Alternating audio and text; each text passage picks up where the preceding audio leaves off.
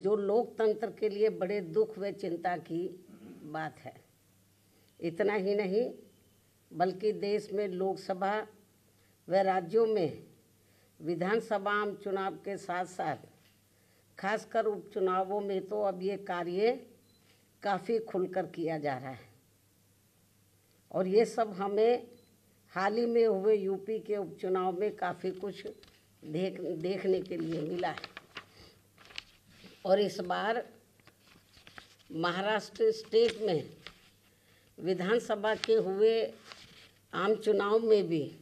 इसको लेकर काफ़ी आवाज़ें उठाई जा रही हैं। ये अपने देश में यह लोकतंत्र के लिए बहुत बड़ी खतरे की घंटी भी है। ऐसी स्थिति में अब हमारी पार्टी ने ये फैसला लिया है कि जब तक देश में फर्जी वोटों को डालने से रोकने के लिए देश के चुनाव आयोग द्वारा कोई सख्त कदम नहीं उठाए जाते हैं तो तब तक हमारी पार्टी देश में खासकर अब कोई भी उपचुनाव नहीं लड़ेगी। मैं उपचुनाव की बात कर रही हूँ, बाई इलेक्शन की।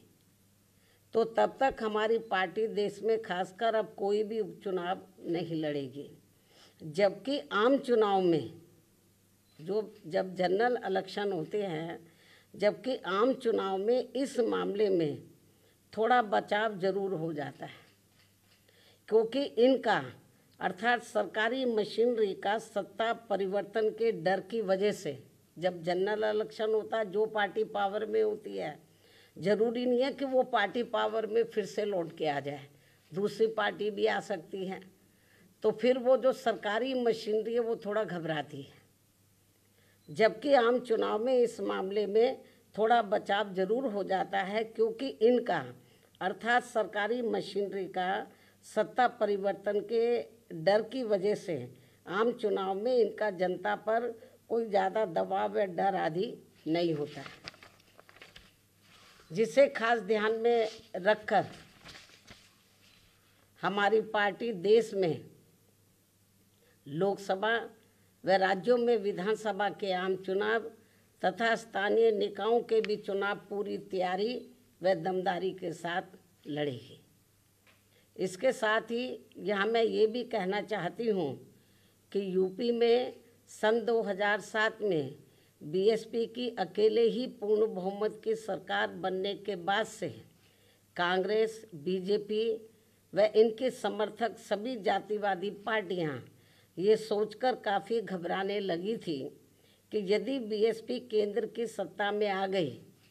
तो फिर बाबा साहब डॉक्टर भीमराव अंबेडकर का व इनके अनुयायी रहे मान्यवर श्री कांशीराम जी का भी हर मामले में अधूरा रहा सपना जरूर साकार हो जाएगा, जिसे रोकने के लिए फिर इन्होंने अंदर अंदर आपस में मिलकर ये जो जातिवादी पार्टियां हैं, कांग्रेस, बीजेपी या कंपनी के जो लोग हैं, फिर इन्होंने अंदर अंदर आपस में मिलकर व पर्दे के पीछे से खासकर दलित समाज में से बिकाऊ व स्वार्थी किस्म के लोगों के जरिए अब इन्होंने अनेकों पार्टियां बनवा दी सन 2007 के बाद से, जिनको चलाने व चुनाव लड़ाने आदि पर पूरा धन इन्हीं पार्टियों का लगता है। तभी ये पार्टियां कई कई दर्जन गाड़ियों को साथ में लेकर चलती हैं और अब तो ये हेलीकॉप्टर व प्लेन से चुनावी दौरा भी करते हैं। ऐसी लोगों में ये आम चर्चा है। जबकि हमारी पार्टी बीएसपी इसके लिए पार्टी के लोगों से बीएसपी सदस्यता आदि के जरिए अपना खर्चा खुद उठाती है। यहाँ ये भी गंभीरता से सोचने की बात है। और इतना ही नहीं बल्कि फिर ये विरोधी पार्टियाँ अपने राजनीतिक लाभ के लिए उनके हिसाब से उनसे उम्मीदवार खड़े करवा के अब बीएसपी को कमज़ोर करने में लगी है। इसके साथ ही अब तो इन बिकाऊ व स्वार्थियों को मजबूती देने के लिए अब ये विरोधी पार्टियां अपना खुद का भी वोट ट्रांसफ़र करवा के इनके हर राज्य में 1-2 एमपी व एमएलए भी जितवा कर भेज रही है।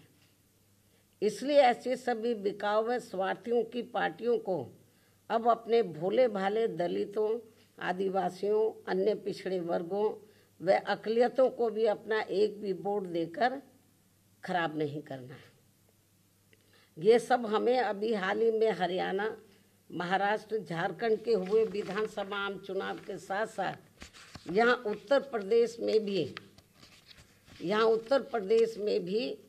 9 विधानसभा की सीटों पर हुए उपचुनाव में काफ़ी कुछ देखने के लिए मिला है।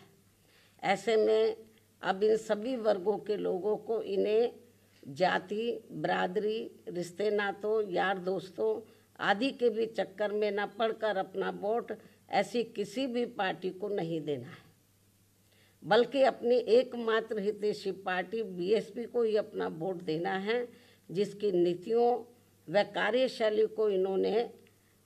यूपी में, यानी कि जो वीकर सेक्शन के लोग हैं, इन्होंने यूपी में बीएसपी के, वैसे तो सर समाज के लोगों ने आजमाया है, इन्होंने यूपी में बीएसपी के नेतृत्व में 4 बार बनी सरकार में भी काफ़ी कुछ आजमाया है। इसके साथ साथ इन सभी वर्गों के लोग अब पुनः सत्ता में आने के लिए विरोधी पार्टियों की इन सभी साजिशों से हमेशा सावधान रहना है और आपस में भाईचारा पैदा करके अपनी पार्टी बीएसपी को हर मामले में ज़रूर मजबूत बनाना है तथा इनकी इन सभी साजिशों से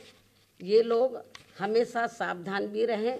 वर्तमान में समय की यही मांग है और सर्वजन हिताय व सर्वजन सुखाय के लिए इसकी ये खास ज़रूरत भी है। और अब मैं विरोधियों की इन सभी साजिशों के बीच अपनी पार्टी के लोगों ने अपने उम्मीदवारों को यहाँ उत्तर प्रदेश में, महाराष्ट्र में,